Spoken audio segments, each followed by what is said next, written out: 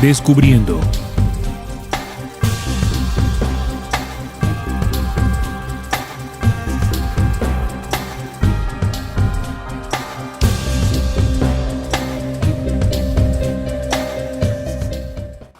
Hola amigos, bienvenidos a Descubriendo. Durante mucho tiempo se ha predicado en las religiones occidentales que la Biblia es un libro sagrado, en el cual está consignada la palabra de Dios.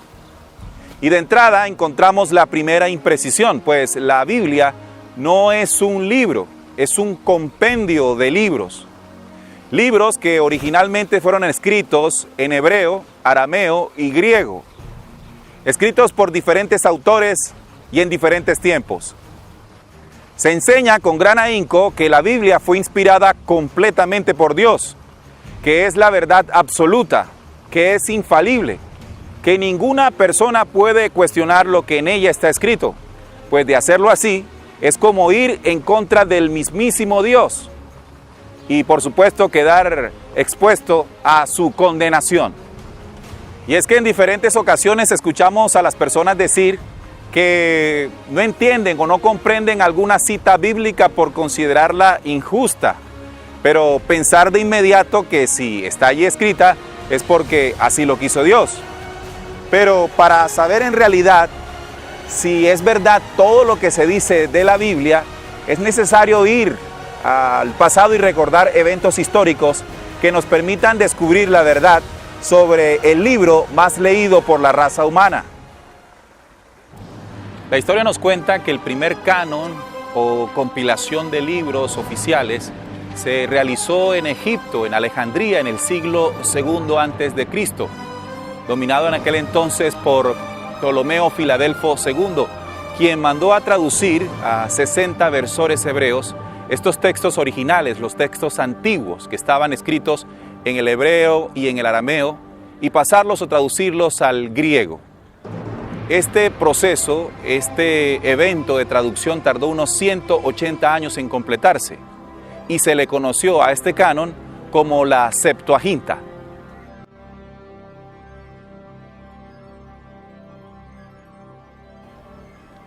Dicha traducción manifiesta la primera intervención a los textos originales y probablemente cambiando con o sin intención elementos importantes de la escritura.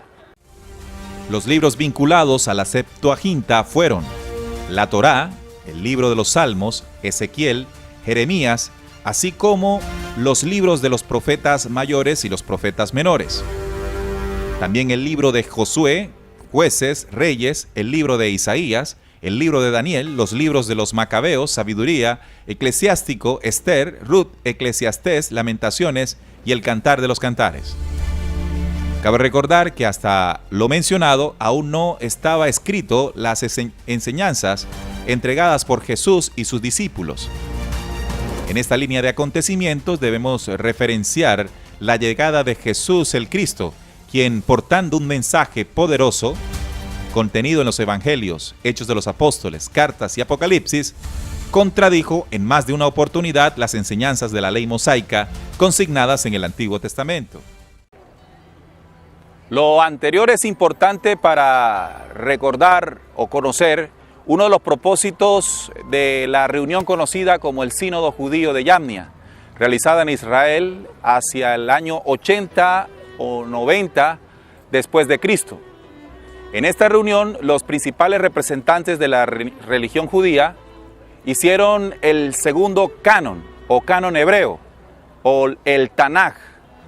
En esta reunión y canon, los judíos, los representantes judíos, negaron conscientemente o rechazaron conscientemente todas las enseñanzas dejadas por el Cristo, por Jesús el Cristo, y además profecías relacionadas con él. Este canon hebreo significó el rechazo total de algunos libros de la Septuaginta, como Tobías, Judith, Sabiduría, Eclesiástico, Baruch, Macabeos, adiciones del libro de Esther y de Daniel, entre otros, que pasaron a conocerse como deuterocanónicos. Para los judíos, el Tanaj ha sido el primer canon oficial, hebreo, ¿no? O protocanónico. 225 años más tarde, en Roma, se convocó la reunión ecuménica denominada el Concilio de Nicea, esta por parte del emperador romano Constantino.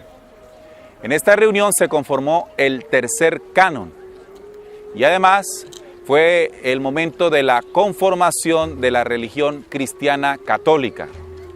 Pero además se hizo lo que no se había permitido en la reunión anterior de Yamnia, es decir, la unión del mensaje de Cristo, es decir, el Nuevo Testamento, y el culto a adoración a Jehová, Dios de los hebreos. A partir de ese momento en adelante, todos los cristianos utilizan como fundamento de fe un documento que está constituido por dos tradiciones completamente antagónicas: el Tanaj hebreo y el mensaje de Cristo. Narraciones en las que se distingue un Dios violento, colérico y vengativo, mezcladas con el mensaje de amor y resurrección del Padre Altísimo a través del Cristo. Mientras que el judaísmo sin desparpajo tiene absoluta claridad que Jesús ni Mesías ni profeta especial fue. Luego, en el siglo IV después de Cristo, Jerónimo de Estridón y por orden del Papa Dámaso, se tradujo la Biblia del griego al latín. Esta versión toma su nombre de la frase Vulgata Editio, edición divulgada. Esta segunda traducción al latín después de la Vetus Latina introdujo varios cambios conceptuales, pues Jerónimo expresó que la Vulgata era más fácil de entender y más exacta que sus predecesoras. Y para terminar se produjo la última reforma, esto en el siglo XIII después de Cristo, ordenada por el rey católico Alfonso el Sabio. Esta revisión de la Biblia introduce muchas lecturas que no se admiten en ningún manuscrito antiguo de la Vulgata, predominando y permitiendo la creación de la edición latina oficial, esa versión de la Biblia publicada por la Santa Sede para su uso en el rito romano contemporáneo. Varias traducciones realizadas durante muchos años por varias personas que sin duda estuvieron influenciadas por mandatos políticos y propósitos religiosos. Todo esto nos hace pensar y preguntarnos si realmente hoy día tenemos en nuestras manos un libro que solo fue inspirado por Dios. La conclusión que puede sacar una persona prudente, no religiosa, es que la Biblia es un documento histórico que nos permite conocer relatos antiguos, no exactos, que revelan, por un lado, la identidad y características de un Dios falso, adorado por los judíos, un pueblo que dice ser elegido por él, y por el otro lado, las valiosas narraciones de un plan de luz que busca proteger al hombre terrestre de todo ese engaño y maldad. Leerla, por supuesto que sí, pero con la claridad que no es el documento sagrado e infalible que manipuló la religión. Los esperamos en nuestro próximo Descubriendo, con la certeza en la búsqueda de la verdad.